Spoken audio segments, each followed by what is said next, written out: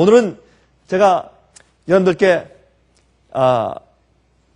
이 하나님께서 우리를 구원하시는데 어떤 조건을 가지고 어떤 기준을 가지고 우리를 구원하시는가 하는 꽤 심각한 문제에 대해서 같이 좀 생각을 좀 해보려고 합니다. 여러분, 이 지구는 큰 대쟁투 가운데 지금 휩싸여 있는데 사실은 가장 큰 대쟁투는 어떤 앞으로 올 세계 3차 대전 전쟁이 있을 것이라고 하는데 그것도 아니고, 아프리카의 종족들의 전쟁도 아니고, 이란의 핵무기와 북한의 핵무기의 위협도 아니고, 정말 우리 마음 가운데서 싸워지는 그런 전쟁이 아니겠습니까? 참 주님께서 이 지구를 참 보살피고 계시는데, 보살피는 것은 우리 마음속을 주님께서 살피시고 마음을 주관하시는 것을 우리가 알 수가 있습니다. 여러분, 그 다니엘서 10장을 보시면 거기 말씀하기를, 가브리엘 천사가 와서 다니엘아, 바사 군대가 우리를 막아서 21일 동안 오지 못하다가 이 미가엘 군대 장군이 우리를 도우심으로 우리가 올 수 있었다. 그렇게 말을 했습니다. 다시 말해서 그것은 무슨 뜻이냐면,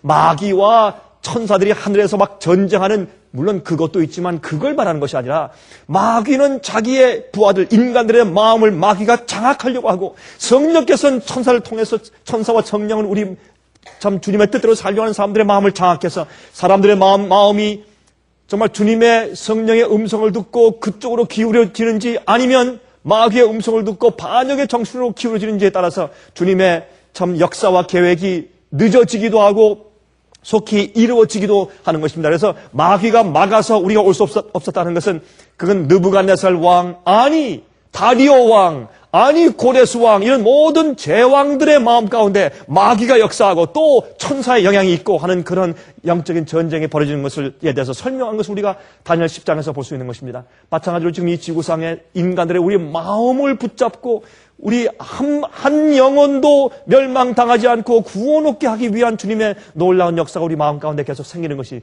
아니겠습니까? 이번에 우리가 워싱턴 DC에 올라가서 집회를 하는데, 제가 집회를 하다가 마지막 날 끝에는 제가 지옥 문제에 대해서 설명을 했어요. 지옥 문제에 대해서. 제가 쭉 설명하면서 제가 간곡하게 부탁했습니다. 우리가 하나님에 대해서 오해하면 우리 마음이 삐뚤어지고, 주님에 대해서 올바로 이해하지 못하면 우리의 성품이 그렇게 뒤틀어질 수밖에 없다는 것을 제가 간절하게 제가 호소했을 때 꽤 많은 분들이 거기에서 아멘 하면서 호응하는 것을 제가 볼 수가 있었습니다. 하나님께서는 우리 마음을 올바로 진리로 인도해서 하나님을 똑바로 볼 수 있게 하기 위해서, 그래서 우리가 격길로 가지 않게 하기 위해서 하나님께서 모든 사람이 진리를 아는 데 이르러서 다 구원받게 되기를 원하신다고 주님께서 성경에 말씀하시는 것입니다. 자, 그러면 그 사람이 과연 영원히 살 수 있는지를 판단하는 하나님의 기준은 무엇인가 말입니다. 하나님께서 무엇을 가지고 이 사람은 영원히 살 수 있다, 구원할 수 있다, 없다를 판단하실 것인가 말입니다. 여러분, 역사의 흐름이 있고 세대가 다르고 문화가 다르고 각 지역마다 다르고, 또 어떤 땐 무엇을 이런 빛이 없었던 사람들이 있고, 어떤 사람들은 예수를 전혀 몰랐던 사람들도 있고, 이 세상에 천차만별의 사람들이 각 세대마다 다른 나라의 다른 풍습과 문화 속에 흩어져 살고 있는데, 하나님께서 각 사람마다 과연 그 사람이 영원히 살 수 있는지를 판단하는 하나님의 기준은 무엇일 것인가? 이것을 우리가 이해하는 것은 하나님이 얼마나 합당하고 합리적이고 공의로우신 분이신지를 우리가 이해할 수 있게 되는 것입니다. 그리고 우리가 또 무엇을 믿고 어떻게 살아야지 될 것인가 하는 표준이 우리 마음 가운데 분명히 생기게 되어 있어요. 이렇게 아름다운 세상을 우리가 잃어버렸습니다. 이것을 신라곤이라고 해서, 존 밀턴은 신라곤의 그 시를 잘 썼지만, 그러나 아무리 그렇게 시를 썼다고 할지라도 이 엄청나고 아름다운 그 세상을 잃어버린 그 슬픔을 우리가 어떻게 표현할 수 있겠어요? 그러나 우리가 신라곤했습니다. 이 낙원을 우리가 잃어버렸어요. 그러나 여러분 보시면 우리가 이 에덴에서 에덴까지입니다. 사실 우리 지구의 역사는 이 에덴을 잃어버린 데서 다시 에덴으로 회복하는, 구원은 회복이니까, 구원은 그저 사실 예수께서 베푸시는 구원을 은혜로 받아들이기만 하는 것이 아니라, 주님께서 은혜로 우리를 옛날에 에덴 동산으로 우리 몸도 회복하지만 우리 정신과 우리 영적인 상태와 우리 품성과 마음도 완전히 회복해 주시는 역사를 하는 것이 구원이기 때문에, From Eden to Eden, 에덴에서 에덴이고 사실 Back to Eden이죠. 에덴으로 돌아가는 경험이죠. 그런데 여러분, 우주 여행을 하기 위해서 이렇게 우주 비행사들도 말이죠, 얼마나 연습을 해요. 이번에 보니까 우리 한국에서도 이제 미국에서 인공위성을 이제 인공위성이 아니죠. 이 로켓을 쏘아 올리는데 거기에 우주인을 지난번에 일본 사람이 한 번 탔지 않습니까? 이젠 한국 사람을 한 사람 뽑기 위해서 한국 사람이 영광스럽게 지금 우주인에 지금 이제 합치게 되어 있는데 그 한 사람을 뽑기 위해서 지금 수백 명이 지금 응모했다가 거기서 10명이 뽑혔어요. 10명이 지금 열심히 한국에서 지금 훈련받고 있는 사진을 보았습니다. 그 중에 한 명이 뽑혀서 이제 우주인이 될 것입니다. 근데 이렇게 사람을 공중 위에 띄어 올리는데도 여러분, 영원히 우주의 중심인 하늘 왕국에 가는 것이 아니라 이 지구의 대기권 조금 벗어나는 거. 우리 한국 말하면 애게 그까짓 거 이렇게 말하듯이 조금 그거 하려고 해도 이렇게 연습을 하고 훈련하고 운동을 하고 하는데, 그렇죠? 여러분, 그 사람들을 몇 명 그저 요 대기권 밖에 조금 올라갔다 그저 정말 우리가 애게 그거 가지고 할 정도로 그렇게 갔다 오는데도 그 엄청난 훈련과 준비 과정이 있는데, 여러분 여기 보세요. 한 사람이 사진을 참 잘 찍었어요. 로켓가 올라가는데 완웨이라는 그 간판이 그 앞에 있어요. 또 공교롭게도 정말 하늘 가는 길은 하나밖에 없어요. 완웨이예요. 그렇죠? 하늘 가는 복음은 한 길밖에 없는 것을 우리 알 수 있어요. 에덴 동산에서 아담과 해와가 주님의 명령, 하나님의 계명을 어김으로 그들이 쫓겨났어요. 그럼 우리가 주님의 말씀을 순종하고 무슨 일이 있든지 다 제쳐놓고 어떤 우상도 어떤 것도 다 제쳐놓고 무슨 대가를 치르더라도 하나님이 옳고 주님이 의롭고 공평하기 때문에 난 주님의 뜻대로만 살겠습니다 하는 자들이 에덴으로 회복될 것을 성경이 말하고 있는 것을 알 수 있어요. 여러분 예수님께서 말이죠. 뱀에게 사형 선고를 하시고 그 다음에 아담과 해와에게 앞으로 죽어야 될 것을 말씀하시면서 여자의 후손과 뱀의 후손이 전쟁할 것에 대해서 설명하십니다. 앞으로 여자의 후손과 뱀의 후손이 서로 어떻게 해요? 적대적의 관계에 있을 것이다. 그거는 영어로 말하면 between them, enmity between them. 그러니까 여자의 후손과 마귀의 후손의 사이에 이 적개심이 있다.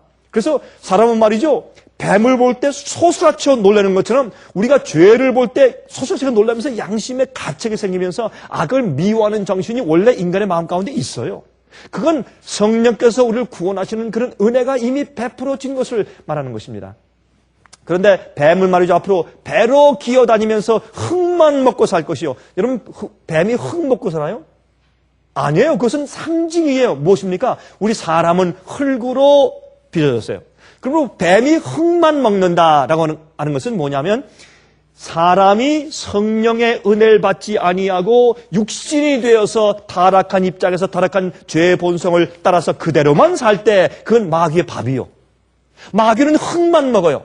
영적으로 성령의 인도를 받는 자는 하나님의 아들이고 성령에 속한 영의 사람이라고 말씀을 하고, 그 다음에 타락한 자기의 죄의 본성대로만 살고 성령의 음성을 따라 살지 않는 자는 육의 사람이라고 성경은 말을 해요. 그래서 육의 사람은 마귀의 밥이에요. 그래서 이 뱀은 너는 흙만 먹고 살 것이라고 상징적으로 하나님께서 이렇게 예언을 해주신 것을 알 수 있습니다. 그런데 그때 창세기 3장 15절에 마귀에게 사탄에게 내리신 선고에 이런 말씀이 있어요. 내가 너로 여자와 원수가 되게 하고 너의 후손도 여자의 후손과 원수가 되게 하니 여자의 후손은 내 머리를 상하게 할 것이요 너는 그의 발꿈치를 상하게 할 것이라 하시고, 맞지 않습니까? 예수님께서 말이죠. 골고다에서 십자가를 들어서 구덩이에 꽉 놓았을 때 예수님의 죽음으로 골고다는 해골이란 뜻, 해골. 마귀의 머리란 뜻이 어떤 의미에서 해골. 그래서 그 마귀의 머리를 쳐서 사회에서 마귀를 죽이게 만들었어요. 영원히 마귀는 앞으로 죽을 운명이 되었습니다. 예수님의 십자가의 그 증거 때문에. 그래서 여자의 후손 예수님은 내 머리를 상하게 할 것이요 너는 그의 발꿈치를 상하게 할 것이라, 예수님을 십자가에 못 박으면서 예수님의 발꿈치를 상하게 한 것을 우리가 예언 가운데서 아는 것입니다. 계시록 12장 17절인데, 그런데 그 여자의 후손이 어떻게 합니까? 용이 여자에게 분노하여 돌아가서 그 여자의 남은 자손 곧 하나님의 계명을 지키며 예수의 증거를 가진 자들로 더불어 싸우려고 바다 모래 위에 섰더라 그랬습니다. 여러분, 옛날부터 마귀가 아담과 해를 범죄케 한 이후부터 그 뱀과 여자의 후손들과 뱀의 후손과 여자의 후손들, 마귀의 족속들과 그다음에 의의 자손들은 항상 전쟁을 해왔는데, 마지막 시대 이 마귀가 누굴 미워합니까? 여자의 자손, 하나님의 계명을 지키는 자손, 여러분, 이 아담과 해와가 범죄함으로 에덴 동산을 잃어버리고 쫓겨나서 이런 죄의 큰 슬픔과 이런 큰 고통이 이 땅에 6천년 동안이나 이렇게 진행되어 왔는데, 이제는 에덴으로 돌아가기 위해서 여자의 남은 무리가 생기는데, 그들은 이제 드디어 하나님의 계명을 지키며 다시는 선악과를 따먹지 않는, 주님의 명령을 절대로 어기지 아니하고 마귀가 무슨 시험과 무슨 유혹을 줄지라도 절대로 마귀에게 굴복지 않을 자들이 생기는데, 그들은 예수의 증거를 가지고 있고 하나님의 계명을 지키는 사람들인데, 이 용이 분노하여 그들을 죽이려고 애쓰는 것이 마지막 예언이란 말입니다. 그러므로 여기 보면 여자의 원수에 대해서 나오는 것이 인간이 에덴 동산을 잃어버린 다음에 주신 주님의 예언과 얼마나 합당한 그런 이야기인지 모르겠습니다. 자, 봅시다. 창세기가 포함하는 역사의 기간이요. 여러분, 창세기 책 하나는 말이죠.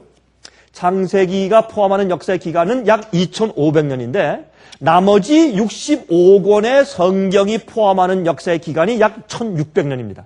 여러분 그거 아셨습니까? 창세기 책 한 권이요. 나머지 65권 성경 전체가 포함하는 그 역사 기간보다 창세기 책 한 권이 더 긴 기간을 포함하고 있어요. 창세기 책 한 권이 2500년 동안의 역사를 기록하고 있어요. 근데 나머지 65권의 책이 약 1600년간의 역사를 기록하고 있어요. 참 흥미있지 않습니까? 그 이유가 있어요, 보세요. 그런데 그 중에 창세기가 중심적으로 다루는 역사의 기간은요, 불과 300년입니다. 창세기는 2500년 정도의 긴 역사를 포함하는 글을 거기에 기록해 두셨는데, 그 중에서 거의 4분의 3 정도가 300년 정도 동안에 이루어진 사건을 다루고 있는데, 그 사건이 아브라함부터 요셉까지의 역사인데 창세기 약 4분의 3의 분량인데 그것이 남은 자손의 역사란 말입니다. 누가 정말 여자의 남은 자손인가? 여자의 후손과 뱀의 후손이 싸우지 않습니까? 근데 마지막에 계시록 보니까 여자의 남은 자손을 미워해서 이 용이 분노해서 죽이려고 하죠. 근데 여자의 남은 자손이 누구예요? 하나님의 계명을 지키며 예수의 증거를 가진 사람들이라고 말을 했어요. 그러면 이 여자의 남은 자손이 어떻게 그들이 흘러내려가는가? 그들이 누구인가? 어떤 줄을 통해서 그들이 진리를 전수해 나가는가? 여러분, 바벨론을 통해서는 온갖 우상 숭배와 타양 숭배, 거짓 이교설들이 퍼져 내려왔어요. 그러나 하나님께서 말씀하신 성경의 참 진리, 진짜 하나님이 어떠한 분이고 우리가 어떻게 주님을 섬기고 어떻게 예배하고 어떻게 살아야 될지에 대한 정확한 진리가 어느 선을 통해서 어떻게 전수되어 왔는가라는 것을 알려주시고, 또 예수님께서 메시아가 어느 줄을 통해서 탄생하시는가, 또 그 줄을 통해서 주님께서 역사에서 어떤 참된 믿는 남은 무리가 생기는가 하는 것을 알려주기 위해서 바로 중점적으로 이 여자의 남은 자손에 대한 역사만 기록했단 말이에요. 그게 성경입니다.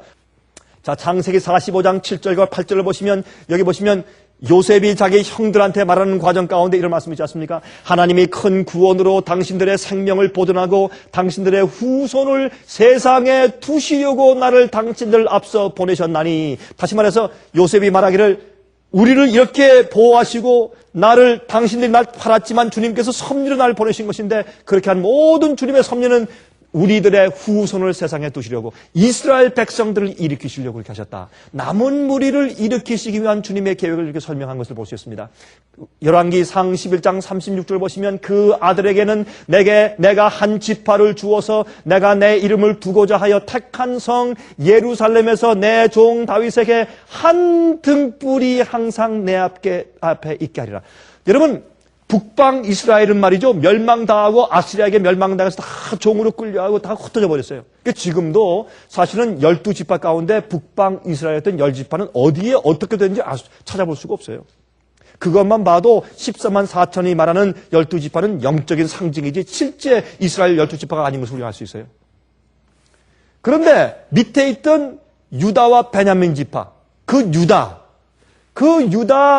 나라의 그 유다 지파 말이죠.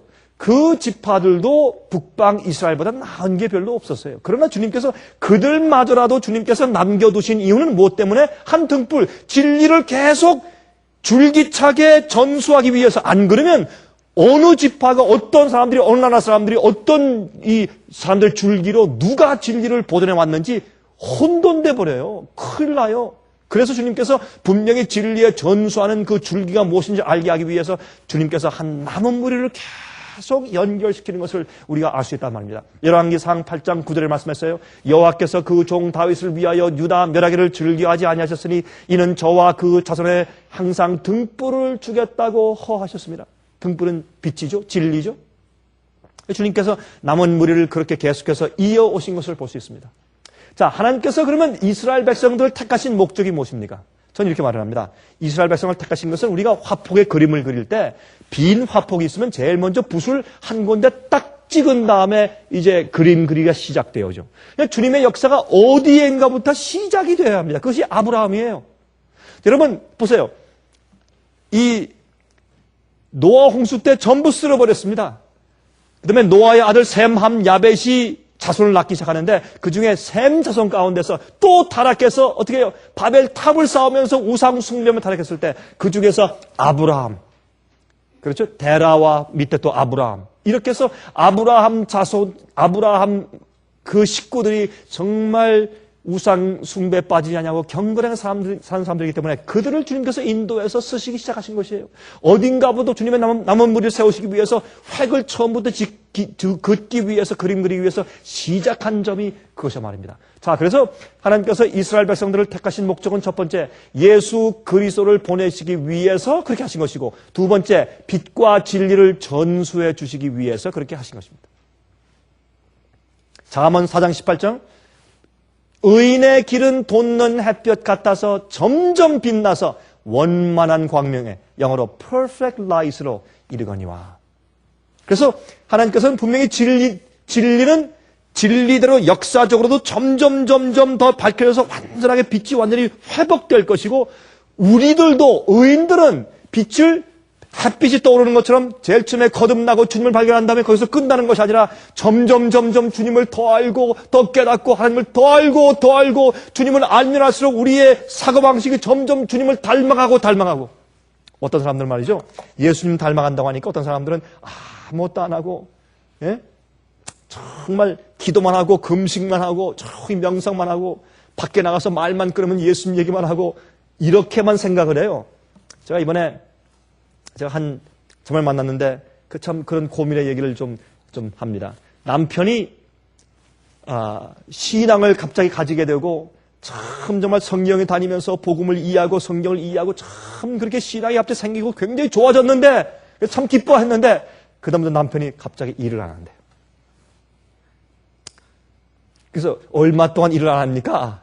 일을 안 한 지가 3년 됐대요. 그리고 뭔가 좀 문제가 있는 거죠? 아니, 그렇다고 목사 일을 하는 것도 아니고, 복음만 전하러 다니는 것도 아니고, 이제는 참 성경만 읽고, 기도하고, 아무것도 안 하고, 설거지 하는 것도 아니고, 특별히 무슨 요리를 해서 부인을 도와주는 것도 아니고, 그렇게 하고 있으면서, 그렇다고 부인은 계속 나가서 일해서 먹을 것을 벌어와야 되고, 이거 좀 문제가 있는 거 아니겠습니까? 그렇죠? 어떤 사람들은 예수님을 닮는다고 한 말이죠. 가만히 아무것도 안 하고 어디 가서 성경 가르치고 말이죠. 무슨 설교하고 아무 일도 안 하고 그렇게만 이해하고 기도만 하는 사람들인 줄 알지만 예수께서 말씀하기를 우리가 세상에 살지만 세상에 속하지 말라고 했어요. 세상에 살다 갑자기 하늘에 올라갈 수가 없습니다. 우리가 산에 올라가서 금식 기도만 할 수 없어요. 우리는 세상에 살아야 돼요. 세상에서 이 일도 하고 저 일도 해야 돼요. 그러나 우리가 세상에 살 때 우리의 사고방식이 우리가 남들을 대하고 남들을 취급하고 우리가 하는 모든 계획과 하는 일들이 우리가 공정하고 정직하고 의롭고 남들을 대하고 취급할 때 자비롭고 그렇죠? 주님께서 하신 것처럼 용서하기를 잘하고 의를 사모하고 기도하기를 좋아하고 말씀 읽기를 좋아하고 그런 우리 성품과 우리 성향과 우리 기울어짐이 하늘을 향해서 점점 발전해 나가야 돼요. 몰라서지 깨닫는 빛만 발견하면 그걸 또 지키고 살고 빛이 계속 나가다가 우리의 발전과 내가 이해하는 빛이 나중에 원만한 완전한 빛까지 나가게 된다고 성경은 말씀하고 있는 것입니다. 자, 호세아 6장 3절 5절 보십시오. 말씀하기를 그러므로 우리가 여호와를 알자 힘써 여호와를 알자 그의 나오시면 새벽빛같이 일정하니 그렇죠? 우리가 하나님을 알아야 돼요. 영생은 하나님 아버지와 그 보내신 아들 예수 그리스도를 아는 것이라 해서 아는 것이라. 알면 어떻게 해요? 주님처럼 살게 돼 있어요. 그의 나오시면 새벽빛같이 일정해요. 비와 같이 땅을 적시는 늦은 비와 같이 우리에게 임하시리라 하시리라. 그러므로 내가 선지자들로 저희를 치고 내 입의 말로 저희를 죽였노니 내 심판은 바라는 무엇과 같으니라? 빛과 같으니라. 그래서 빛은 심판이에요. 예수께서 말씀하기를 나는 너희를 심판하지 않는다. 그러나 훗날에 내가 너에게 이른 모든 내 말이 너희를 심판할 것이라 그랬어요. 왜? 말씀은 주의 말씀과 주님의 기별은 빛이기 때문에 우리는 빛대로 심판받는 것이에요. 내 양심이 받은 빛대로 내가 어떻게 살았느냐 말입니다. 빛은 나를 심판하는 것입니다. 그러면 우리가 하나님을 알아야 돼요. 하나님을 알면 알수록 우리가 죄에서 해방되고, 하나님을 알면 알수록 우리가 오해에서 해방되고, 남을 잘못 취급하는 데서 해방되고, 우리가 하나님을 아니까 하나님은 저러신 분인데 내가 왜 이렇게 하는가 하고, 그래서 회개가 가능한 것이에요. 하나님을 알고 주님을 바라볼 때 회개가 되는 것이지 우리가 억지로 내 자신을 회개케 할 수 없는 것입니다. 빛을 알면 알수록. 골로새 1장 12절 13절에 말씀하기를 우리로 하여금 빛 가운데서 성도의 기업의 부분을 얻기에 합당하게 하신 아버지께 감사하게 하시기를 원하노라 그랬어요. 빛 가운데서 그가 우리를 흑암의 권세에서 건져내사 그의 사랑의 아들의 나라로 옮기셨으니, 그러므로 빛을 알아야 되고 그 빛이 우리에게 점점 밝아지며 이해되어야되며 빛으로 우리가 점점 나아가며 변화되는 과정이 생겨야 합니다. 우리의 사고방식이 바뀌어야 되고 개념이 바뀌어야 되고 우리의 생애에 남들을 어떻게 취급하며 내가 어떻게 사는가에 대한 나의 행동과 품성이 바뀌어져야 합니다. 빛 가운데서 성도의 기업을 얻는다고 말씀했어요. 자, 그러면 하나님께서 말이죠, 영원히 살 수 있는 자격을 어떻게 판단하시는가 말입니다. 여러분과 제가 저 앞에 주님이 심판대 앞에 섰을 때 주님께서 이 사람은 영원히 살 수 있다, 살 수 없다 하는 것을 이 세상 역사가 흘러가면서 각 시대, 각 나라, 각 종족, IQ도 다르고 풍습도 다르고, 전통도 다르고 문화도 다른데 주님께서 어떻게 그 사람을 영원히 살 수 있는 사람이라고 공통적인 공통분모로 심판하시냐 말입니다. 그 기준과 표준이 뭐냐 말이에요. 이것은 중요한 얘기 아니겠습니까? 그 표준은 무엇인가 하면, 무엇으로 판단하시는가 하면 그 당시마다 그 현 시대마다 주신 시험하는 진리, 즉 현대 기별의 현대 진리의 빛을 받는 태도 여하에 따라서 구원이 결정되어 왔습니다. 하나님께서 그 당시 현 시대마다 현대 진리, 현대 기별을 주셨는데 그 빛을, 우린 빛 가운데서 구원받는 것이에요. 우리의 마음속에 있는 우리의 의도와 진정한 우리 마음속에 숨어있는 것이 무엇인지를 주님께서 드러내시기 위해서 뭘 주세요? 빛을 주세요. 빛을 딱 주시면 내가 그 빛을 받으면은 내가 지금 어떻게 해요? 그 빛을 받아야 할지 받아야지 않을지 내 마음의 양심 가운데 판단해요. 근데 내가 저 빛을 받으면 저게 옳은 것 같은데 받아들이면 내가 어떻게 포기해야 할 것이 많아요. 버려야 할 것이 많아요. 이것도 포기하고 저것도 포기해야 돼요. 자기가 알아요. 이 우상도 버려야 되고 내가 이것도 끊어야 되고 알아요. 그래서 그렇게 십자가를 지고 따라가고 싶지 않기 때문에 그들이 돌아서서 그 빛을 거절하는 것입니다. 거절할 때 갑자기 어떻게 해요? 자기 앞에 뭐가 생깁니까? 부패 식당이 생겨요. 갑자기. 골라 먹게 생겨요.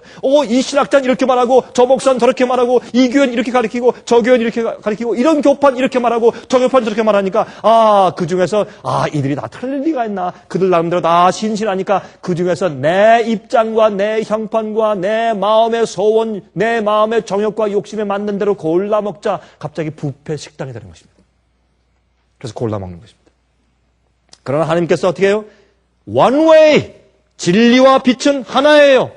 빛은 항상 공통적입니다. 그러므로 그 빛을 받는 우리의 태도 여하에 따라서 구원이 결정되고 스스로 심판에 이르게 되는 것을 알 수 있어요. 여러분, 아벨 시대에 시험하는 현대 진리가 있었습니까? 아벨 시대에? 뭐였습니까? 아벨 시대에 양을 잡아 제사를 지내는 것이 구원의 조건이었습니까? 맞습니다. 가인이 아무리 많은 열매를 갖다 바쳐도 한 사람이 이렇게 물었어요. 아니, 그거 얼마나 목사님 좋습니까? 그 아름다운 열매를 다 걷어가지고 양을 잡는 것은 쉽죠. 그러나 열매를 키워서 걷어가지고 아름답게 싸가지고 와서 바치는 건 더 어렵고 더 정성스러운 그런 열매인데 하나님께서 참 섭섭하게 그 제사는 안 받으시고, 그건 주님의 말씀과 진리의 빛을 따라 안 했으니까 간단해요. 우리를 구원하는 표상은 성소에서 양을 잡는 것밖에 없기 때문에 그대로 예배하지 않으면 하나님을 이해할 수 없고 구원의 계획을 이해할 수 없기 때문에 주님께서 말씀하신 대로 빗대로 따르지 않기 때문에 가인의 제사를 받지 않으셨지 않습니까? 양잡아 제사하는 것이었습니다. 또 그래서 여러분 하나님께서 아담과 해와와 그 아들들의 생애 가운데 주님께서 양잡아 제사하는 것을 통해서 앞으로 그들이 어떻게 용서받고 구원 얻고 에덴으로 회복할 것을 가르쳐 주신 것이 아니겠습니까? 그것을 가인은 거절한 것입니다. 자기의 노력과 자기의 힘대로 하려고 했습니다. 노아 시대에 시험하는 현대 진리가 있었습니다. 무엇입니까? 노아 시대에 시험하는 현대 진리는 방주에 들어가는 것이 구원의 조건이었습니다. 이유 없습니다. 아무리 그때 잘 믿었다고 할지라도 노아의 설교를 듣고 그 빛을 받고 회개하고 방주에 들어가지 않았으면, 만약 그 말씀을 듣지 않고 조롱했으면 그들이 하나님을 믿는다고 해도 구원받지 못했어요. 방주에 구원받는 자들이 떠서 다닐 때, 안전하게 다닐 때 그들은 후회했지만 늦었습니다. 그러므로 그들이 믿었어도 방주에 들어가는 것이 그 당시에 그 빛을 거절한 그들의 태도였기 때문에 그것이 구원의 조건이었습니다. 그 다음에 아브라함 시대에 시험하는 현대 진리가 있었습니까? 예, 물론 있었죠. 무엇입니까? 양을 잡아 제사 드리는 것과 우상 숭배에서 떠나는 일이 구원의 조건이었습니다. 그래서 아브라함에게 갈대아 우리에서 나오라고 했습니다. 그것이 그 당시에 주님을 따르는 백성들의 구원의 조건이었습니다. 거기에 같이 있었으면 안 됩니다. 그래서 항상 그 시대마다 그 사람들의 마음에 동기를 비춰주는 빛이 있었는데 그 빛을 통해서 자기들이 그 빛을 어떻게 다루느냐 하는 그런 자기의 태도에 따라서 심판을 받아온 것을 알 수 있어요. 자, 모세 시대에 시험하는 현대 진리가 있었습니까? 모세 시대에? 봅시다. 자, 출애굽기 12장 21절부터 23절입니다. 모세가 이스라엘 모든 장로를 불러서 그들에게 이르되 너희는 나가서 너희 가족대로 어린 양을 택하여 유월절 양으로 잡고 너희는 우슬초 묶음을 취하여 그릇에 담은 피에 적시어서 그 피를 문 임방과 좌우 설주에 뿌리고 아침까지 한 사람도 자기 집 문 밖에 나가지 말라. 여호와께서 애굽 사람을 치러 두루 다니실 때에 문 임방과 좌우 설주의 피를 보시면 그 문을 넘으시고 멸하는 자로 너희 집에 들어가서 너희를 치지 못하게 하실 것임이니라. 만약 말이죠. 만약 우리 집에 우리 아이들이 이렇게 묻는다고 하십시다. 아빠, 우리 집에 피가 발라졌어요? 옛날에 그랬죠? 옛날에 열째 재앙이 지나갈 때 말이죠. 이쪽 저쪽 집에서 막 통곡 소리가 막 나고 말이죠. 비명 소리가 날 때 그때 아이들이 잠을 못 자면서 특별히 장자가 뭐라고 하겠습니까? 아빠, 피를 정말 발랐어요? 피를 발랐어요. 그때 아버지가 그 아들의 손을 끌고서 나가서 그 피를 계속 보여주지 않겠습니까? 현대적으로 무엇을 의미할까요? 정말 우리 집에 우리 아이들은 말이죠. 우리 집에 예수 그리스도의 은혜의 피가 발라진 것을 가지고 그들이 볼 때 감화를 받고 마음 가운데 안정감을 느끼가요? 우리 집안의 영적인 분위기와 또 아버지가 어떻게 살며 어머니가 어떻게 살며 그들이 예수님께 얼마나 의지하며 불안한지 아니면 주님의 약속에 완전히 의지하고 정말 회개하고 마음의 죄를 버리며 마음을 정결케 하며 정말 주님께 무릎 꿇고 사는 그런 생활을 하는 것인지 아닌지 아이들이 알지 않습니까? 그러면 아이들이 정말 우리 집에 예수 그리스도의 유월절 어린 양의 메시아의 십자가의 피가 발려졌는지 않았는지 아이들은 알 것이 아니에요. 여러분 집에 정말 어린 양의 피가 발려져 있어요? 여러분 그것이 구원의 조건이었어요. 당시에. 양을 잡아서 문설주의 피를 발라야 돼서 이렇게 주님께서는 그 시대세마다 그 사람들이 정말 순종하는지 않는지를 시험하기 위해서 아주 자세한 그런 어떤 말씀들의 자세한 계명들과 법들이 있었어요. 진리는 그저 그렇구나 그저 머리로만 개념적으로 이해하고 가만히 있는 게 아니에요. 주님께서 분명히 어떤 것을 조목을 주시면서 이렇게 하라고 말씀하셨어요. 그런 것들이 계속 있어 온 것으로 알 수 있어요. 그게 현대 기별이에요. 그렇게 해서 그 사람 마음 가운데 정말 주님을 사랑하며 온 마음과 뜻과 정성과 목숨과 힘을 다하여 주 하나님을 사랑하는지 안 하는지를 주님께서 시험하시는 것입니다. 많은 사람들은 주님께서 말씀하시고 빛을 주실 때 많은 사람들이 무시해요. 난 주님 믿는데 뭐 하면서 무시하는 것을 우리가 알 수 있어요. 자, 한 가지 더 있습니다. 모세 때 그것은 무엇입니까? 예? 할례입니다. 할례. 그렇죠? 지금은 할례가 구원의 조건이 아니에요. 그러나 그 당시엔 그랬어요. 왜 그렇습니까? 출애굽기 4장 24절부터 26절 보세요. 여호와께서 길의 숙소에서 모세를 만나사 그를 죽이려 하시는지라 십보라가 차도를 취하여 그 아들의 양피를 베어, 이것이 무엇입니까? 할례 행한 것이죠. 양피를 베어 모세 발 앞에 던지며 가로되 당신은 참으로 내게 피남편이로다 하니 여호와께서 모세를 놓으시니라. 그때 십보라가 피남편이라 하면 할례를 인함이었더라.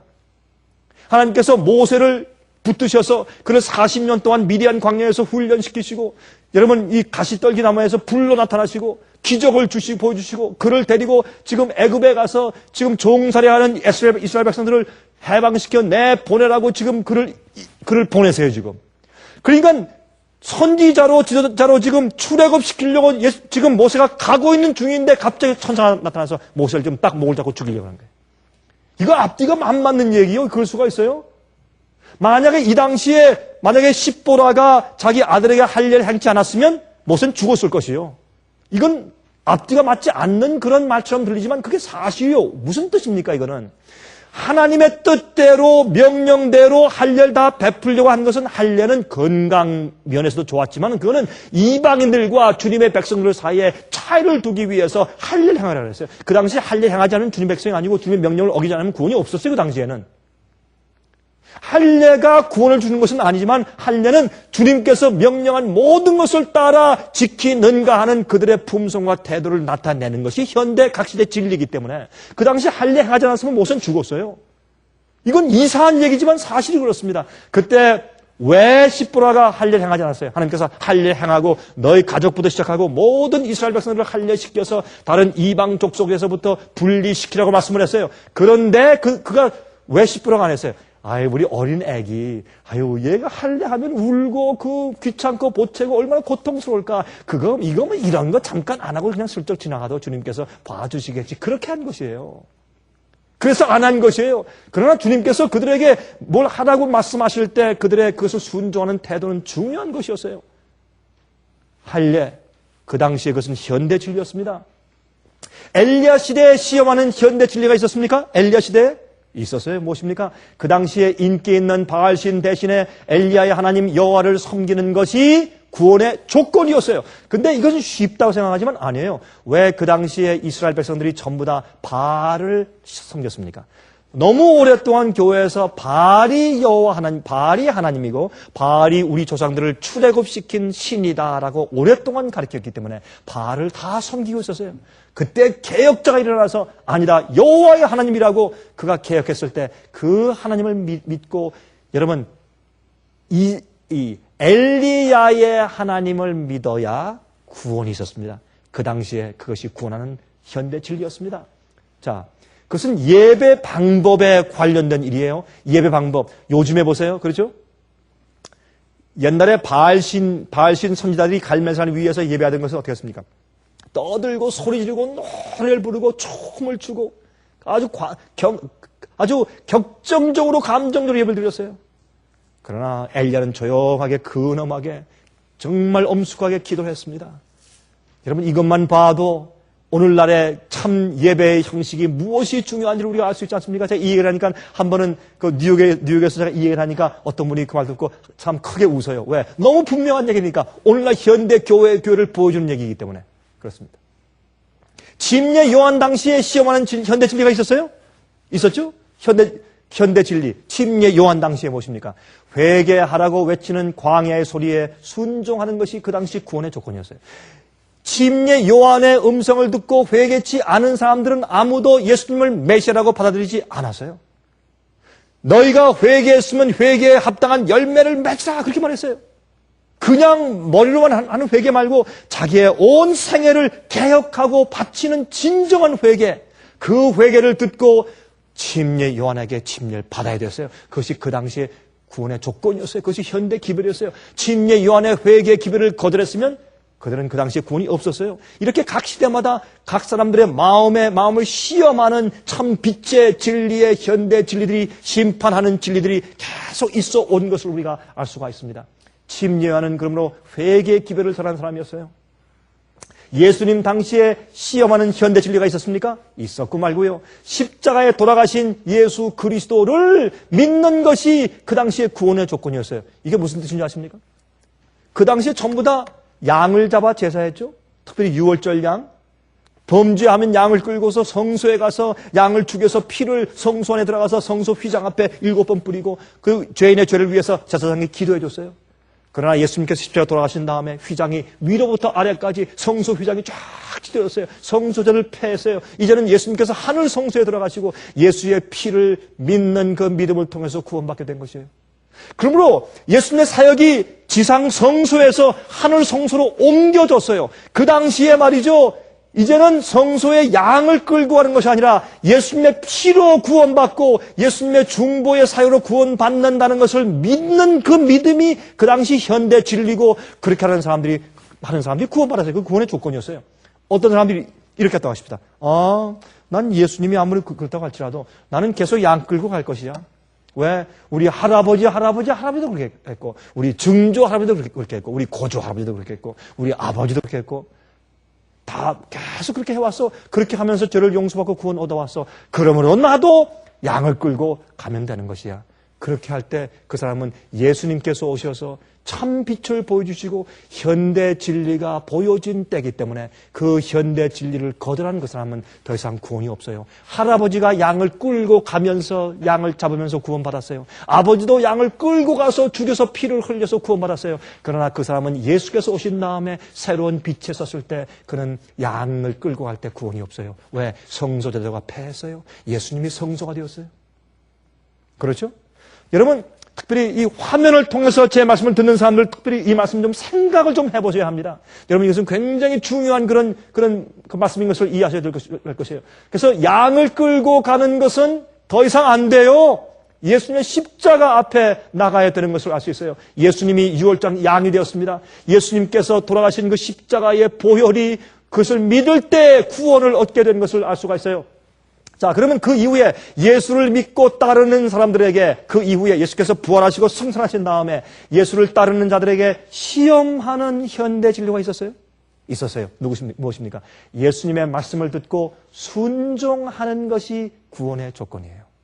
그래서 요한계시록에 어떻게 해요? 여자의 남은 자손들은 하나님의 계명을 지키고 그렇게 말씀한 것이에요. 이것이 구원의 조건이래요. 한번 보시겠어요, 여러분? 자, 여러분 누가복음 13장 22절부터 27절 보십시오. 예수께서 각 성 각 촌으로 다니사 가르치시며 예루살렘으로 여행하시더니 혹이 여짜오되 주여 구원을 얻는 자가 적으니까. 여러분 옛날 사람이나 지금이나 말이죠. 묻는 그 마음의 그 흥미나 호기심이 똑같은 것 같아요. 지금도 구원받을 자가 많겠습니까? 몇 명을 구원받겠습니까? 아니 14만 4천만 구원받는 것입니까? 그런 질문을 많이 하는 것처럼 옛날도 그랬어요. 주님이시여 얼마나 많이 구원받겠습니까? 이렇게 많이 따르는데 구원받는 자가 많겠습니까? 적겠습니까? 저에게 이르시되 좁은 문으로 들어가기를 힘쓰라. 내가 너에게 이르노니 들어가기를 구하여도 못하는 자가 많으리라. 왜? 좁은 문으로 들어가는데 어떻게 해요? 짐을 벗어 던져야 되는데 옛 짐을 그냥 가지고 들어가니까 못 들어가죠. 좁은 문으로 들어가려고 애쓰지만 들어가지 못하는 자가 많을 것이라. 집주인이 일어나 문을 한번 닫은 후에 너희가 밖에 서서 문을 두드리며 주여 열어주소서 하면 저가 대답하여 가로되 나는 너희가 어디로서 온 자인지 알지 못하노라 하리니 그때 너희가 말하되 우리는 주 앞에서 먹고 마셨으며 또한 주는 우리 길거리에서 가르치셨나이다 하니 저가 너에게 일러 가로되 나는 너희가 어디로서 왔는지 알지 못하노라. 행악하는 모든 자들아 나를 떠나가라 하리라. 주님의 말씀과 뜻대로 살지 않은 자들아 떠나가라. 이렇게 주님께서는 구원의 조건을 주님의 말씀을 따라 순종하는 것인 것을 말씀했어요. 이거는 행함으로 말미암는 의가 아니요. 구원받은 자는 그의 주님에 대한 사랑을 그렇게 표현하는 것이라고 예수께서 말씀해 주신 것이에요. 누가복음 6장 46절부터 49절 너희는 나를 불러 주여 주여 하면서도 어찌하여 나의 말하는 것을 행치 아니하느냐. 내게 나와 내 말을 듣고 행하는 자마다 누구와 같은 것을 너희에게 보이리라. 집을 짓되 깊이 파고 주초를 반석 위에 놓은 사람과 같으니 큰 물이 나서 탕류가 그 집에 부딪히되 잘 지은 연고로 능히 요동케 못할거니와 듣고 행치 아니하는 자는 주초 없이 흙 위에 집 지은 사람과 같으니 탕류가 부딪힘에 집이 곧 무너져 파괴됨이 심하니라 하시니라 그랬습니다.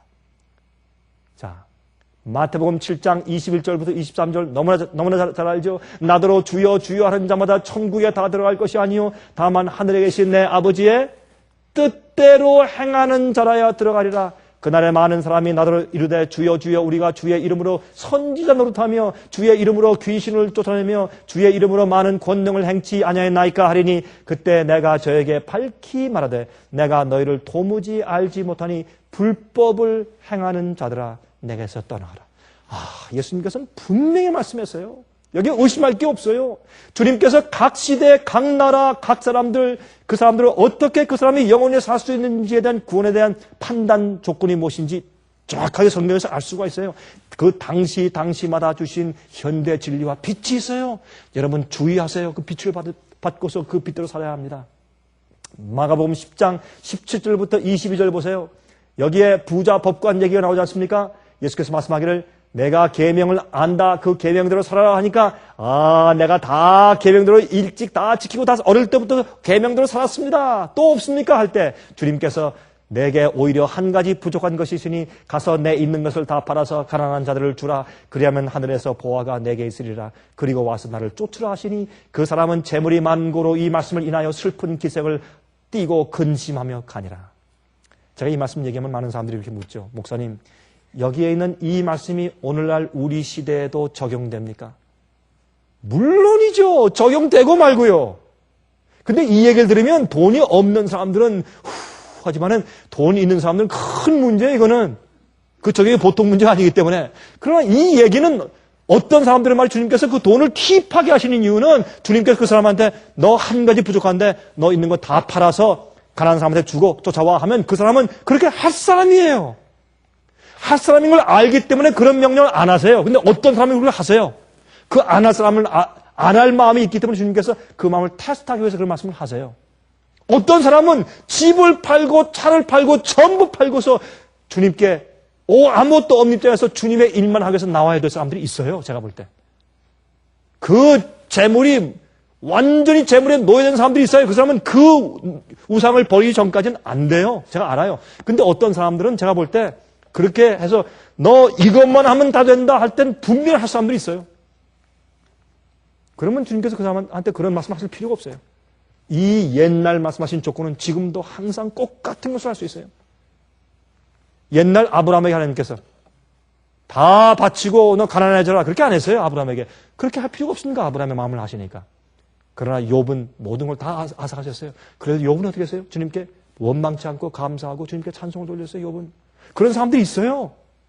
그래서 어떤 사람에게는 그렇게 말씀하시지 않는 것이지 옛날 부자 법관 같은 자들이 있다면 그 똑같은 주의 명령이 오늘날도 적용되는 것을 이해해야 돼요. 우리가.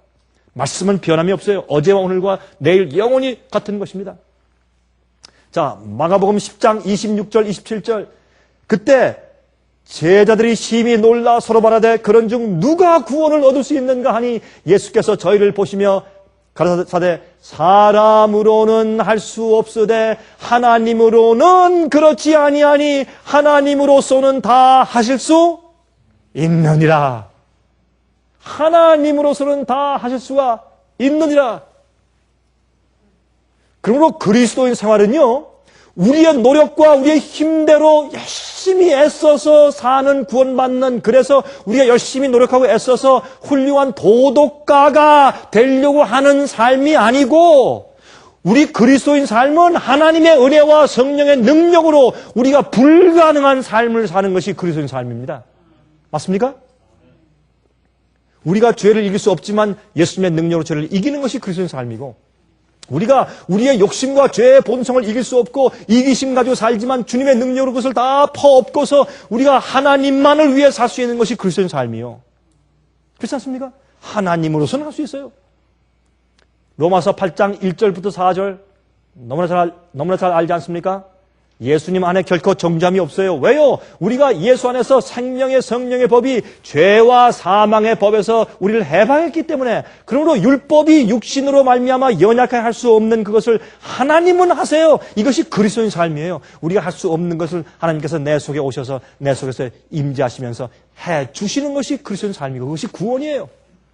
곧 죄를 인하여 자기 아들을 죄에 있는 육신의 모양으로 보내어 육신의 죄를 정하사 육신을 쫓지 않고 그 영을 쫓아 행하는 우리에게 율법의 요구가 무엇입니까?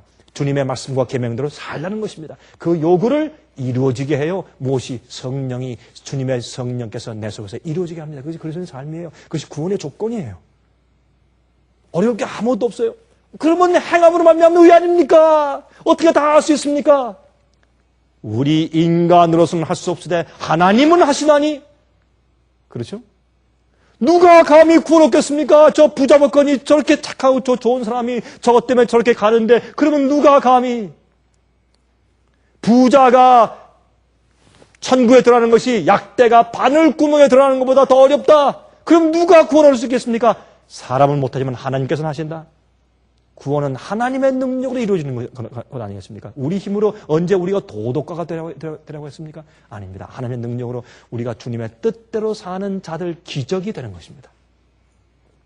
로마서 8장 9절부터 14절 만일 너희 속에 하나님의 영이 거하시면 너희가 육신에 있지 아니하고 영에 있나니 누구든지 그리스도의 영이 없으면 그리스도의 사람이 아니라 또 그리스도께서 너희 안에 계시면 몸은 죄로 인하여 죽은 것이나 영은 의를 인하여 산 것이니라 그랬어요. 그렇죠? 너희가 육신대로 살면 반드시 죽을 것이로되 영으로서 몸의 행실을 죽이면 살리니 무릇 하나님의 영으로 인도함을 받는 그들은 곧 하나님의 아들이라. 주님의 뜻대로 난 살 수 없습니다. 난 안 됩니다. 여러분은 그리스도인이 아닙니다. 아직은 아닙니다. 그렇게 성경이 말씀하고 있는 것을 우리가 알 수 있어요. 베드로후서 3장 11절 12절 이 모든 것이 이렇게 풀어지리니 너희가 그러면 어떠한 사람이 되어야 마땅하뇨? 거룩한 행실과 경건함으로 하나님의 날이 임하기를 바라보고 간절히 사모하라. 우리 마음속에요. 예수님께서 내 마음 가운데 오셔서 아까 우리 부른 찬송처럼 나의 마음에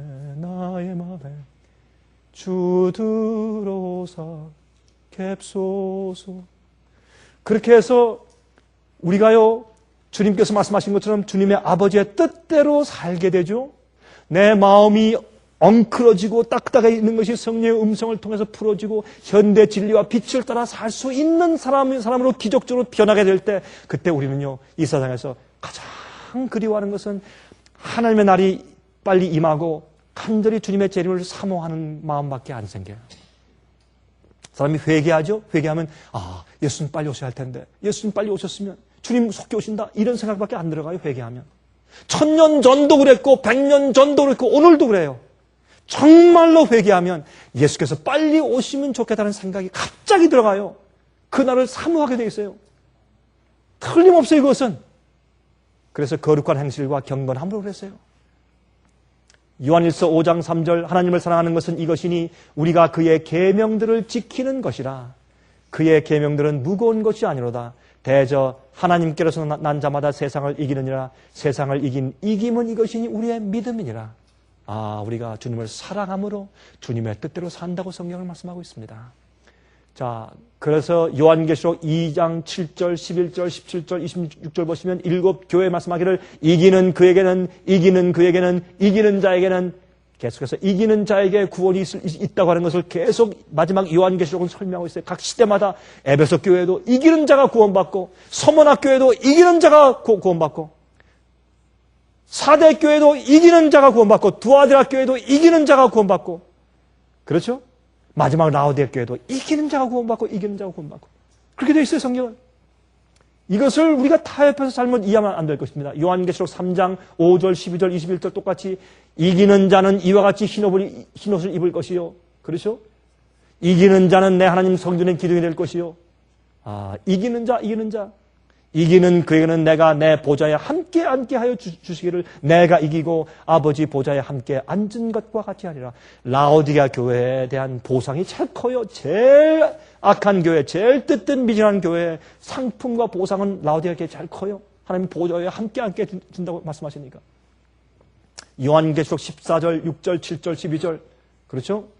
여기에 보면 영원한 복음을 가지고 복음이 잘못되어 있기 때문에 변치 않는 영원한 복음을 가지고 세상의 경과는 기별이 나오는데 영원한 복음을 가지고 어떻게 해요? 하나님을 두려워하고 그에게 영광을 돌리라고 말씀하시면서 이렇게 12절에 말씀합니다. 성도들의 인내가 여기 있나니 저희는 하나님의 계명과 예수 믿음을 지키는 자니라. 현대 진리는, 오늘날 현대 진리는 뭐예요? 예수님께서 부활하시고 승천하신 다음에 있어온 진리인데 요즘엔 이제는 좀 더 스페시픽하게, 좀 더 자세하게 딱 이거 빛이 자세하게 딱 주어졌어요. 뭐예요?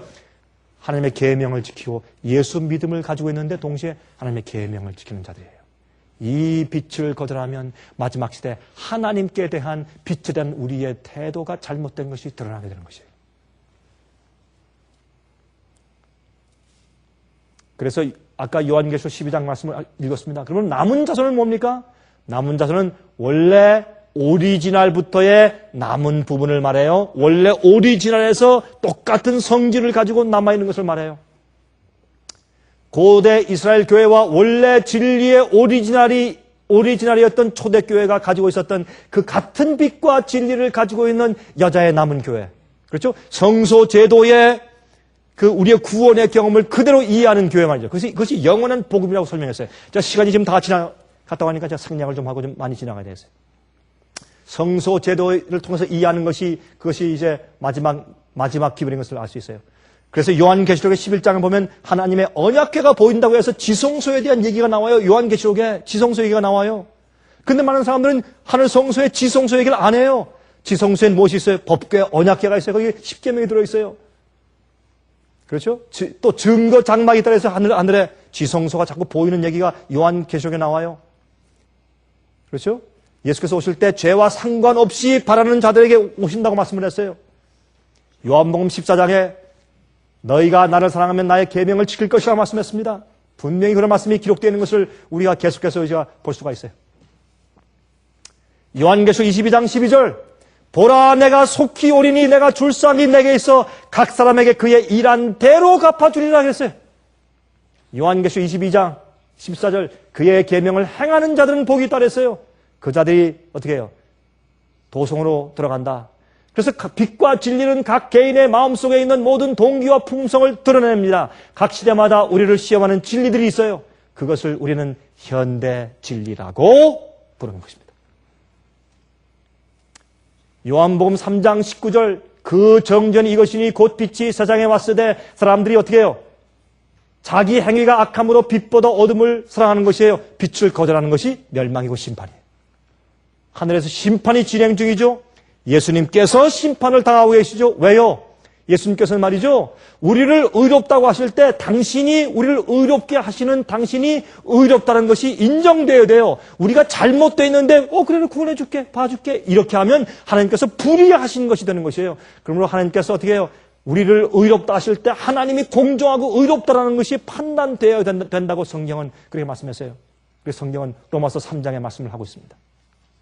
마지막 증인들이 보여줘야 하는 두 가지 답변이 뭐예요? 완전한 진리의 빛을 따라가는 자들입니다. 마귀의 고소에 이건 그들이 몰랐어. 몰라서 그런 거야? 그렇게 할 수 없어요. 마귀가 아무리 시험해도 그 빛에 따라서 똑바로 사는 절대 시험에 굴하지 않는 증인들이 생겨야 돼요. 두 번째, 완전한 성품. 마귀가 그들의 성품에서 흠을 찾을 수가 없는 사람들이 생겨야 돼요. 그때 주님의 이 구원의 복음의 능력은 저렇게 강하는구나. 옳구나. 그래서 이 세상이 마지막에 회복될 수 있게 되는 것이에요. 그러므로 자 보십시다. 하나님의 마지막 증인들인 이게 에덴의 회복을 말하는 것인데 하나님의 모든 뜻대로 사는 자들로 이루어진 참 하늘나라 백성들의 모습이 나타나요. 단번에 전해진 진리라고 유다서 3절에 말씀했어요. 진리를 서서히 주신 것이 아니라 단번에 진리를 한꺼번에 100% 딱 교회 주셨어요. 그것을 지켜야 되는데 그 진리가 배도되고 뒤로 물러갔어요. 그때 종교개혁을 통해서 회복되기 시작했어요. 진리가 점점 회복돼서 나중에 완전한 빛까지 완전히 회복됐을 때 완전히 회복된 진리의 빛대로 사는 교회가 생겨요. 그것이 요한계시록의 해석이에요. 그래서 진리가 점진적으로 완전한 빛으로 나아가는 동안에 자기 세대에 주어지는 각각 현대 진리를 받아들이고 순종하는 것이 그 각각 시대 항상 구원의 조건이 되어왔습니다. 지금은 모든 진리가 회복됐어요. 하나님을 온전히 알게 되었어요. 이젠 주님께서 어떤 진리의 표준으로 우리에게 판단을 하시겠습니까? 여러분, 시간 다 됐죠? 다 끝났습니까? 이제 그것은 이제 우리 끊고 할 수 없고. 제가 말이죠. 얼마 전에 제가 이제 차를 타고 가다가 제가 라디오에서 이런 설교 들었습니다. 설교 듣는데 라디오 목사님이 아주 꽤 유명한 목사님이에요. 미국 목사님인데 한 그 목사님이 설교하는데 이 짐승, 죽었던 상처가 나옴에 온 땅이 기이 여겨 그를 따르고 이 중요한 요한계시록 13장에 대한 예언을 해석하는데 이렇게 해석을 해요. 여러분이시요, 앞으로 미래 이제 7년 환란이 올 것입니다. 이제 그럴 때 환란이 이제 도래할 때 이 마지막에 큰 한 독재자가 있을 것입니다. 그 독재자가 지금 태어나서 지금 살고 있을지 모릅니다. 그 독재자가 이 세상을 정복할 것입니다. 엄청난 일인데 근데 갑자기 그 독재자가 어떤 이상한 일에 암살당해서 죽을 것입니다. 사람들이 다 모여가지고 관 쪽에 그 사람을 놓고서 애도하면서 지금 장례식을 치르고 있는 중인데 갑자기 온 세상이 다 쳐다보고 TV로 지금 중계하고 사람들이 다 쳐다보는 가운데서 그 독재자가 그 무덤에서 펄떡 일어나서 부활할 것입니다. 그때 온 세상이 놀라서 이 사람이다 하고 온 세상이 깜짝 놀라서 그를 다 따르게 될 것입니다. 이렇게 설교하는 거예요. 얼마나 황당한 얘기예요, 제가. 그걸 들으면서 좀 저렇게 해석할 수도 있는, 저렇게 말할 수도 있나? 기가 막혀서 너무 황당해서 말이 안 나와요. 여러분이시요, 빛이라는 건 그런 거예요. 빛을 모르면 예언도 모든 복음도 빛을 모르면 사람들이 그렇게 엉뚱하게 믿으니 짐승이 누구며 지금 교황권이 어떻게 해서 중세기에 이 암흑적인 타협된 진리를 어떻게 교회에 뿌렸는가, 그것을 빛을 오해하고 거절했기 때문에 그 포도주에 취하는 잔을 계속 마시면서 계속 잘못된 길로 따라가고 있지 않습니까? 빛을 거절하는 것이에요. 그럼 누가 심판했어요? 하나님이 심판했어요? 아니에요. 주님께서 주신 빛을 거절한 그것이 그들 자신들을 심판한 것이 아닙니까? 예언의 빛도 마찬가지예요. 그래서 우리가 빛을 가지고 산다, 이것이 얼마나 감사한지 모르겠어요. 여러분, 예수님 속히 오십니다. 정말 속히 오십니다. 그래서 예수께서 말씀하기를 누가복음 18장 8절에 그러나 인자가 올 때 세상에서 믿음을 보겠느냐 하시니라 그랬어요. 믿음을 보겠느냐. 믿음. 마라나타. 참 제가 좋아하는 그런 문구 가운데 하나예요. 마라나타. 저는 그렇습니다. 전 부족한 게 많습니다. 그러나 전 제 마음 가운데 매일매일 주님이 빨리 오셨으면 하는 생각이 얼마나 자주 생기는지 모릅니다. 주님 빨리 오셔야 합니다. 마라나타. 이 세상에요, 무지개가 뜰 날이 있습니다. 우리에게도 해 뜰 날이 있어요. 이제 조금 있으면. 걱정하지 마십시오. 무지개가 뜰 날이 있어요.